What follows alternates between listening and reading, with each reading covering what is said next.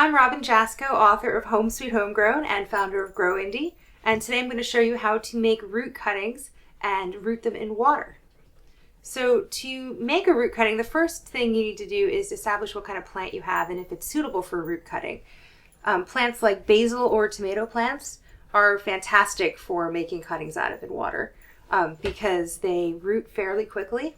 Within a week or so you'll have roots, and then you can put them in a pot, and then you have an entirely new plant without starting another plant from seed. So you kind of bypass that entire seed process, and you're able to you can probably make like 4 different plants out of just this one, and then they will all continue to grow. So it's actually a time saver as well.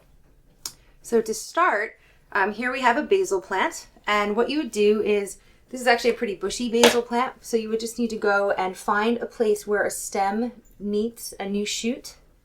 And there's a bunch on here actually, so you can make a fair amount of cuttings from this plant. You could probably make like 10 if you wanted to.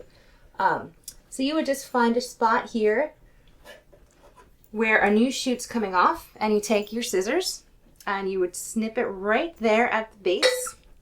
And then you could just put this right in water, but to speed up the process a little bit, I recommend using a root hormone gel. And this is actually very affordable. You can get this at your plant or hardware store. And you want to be careful when using this though. There's just to not be breathing it in. But this has a hormone chemical in it where you just dip your plant in it, and you just take the stem end and you dip it in the hormone, and then you put it in a jar or any kind of vessel, any kind of container with water in it, so that the plant gets water and it's going to get oxygen from the water.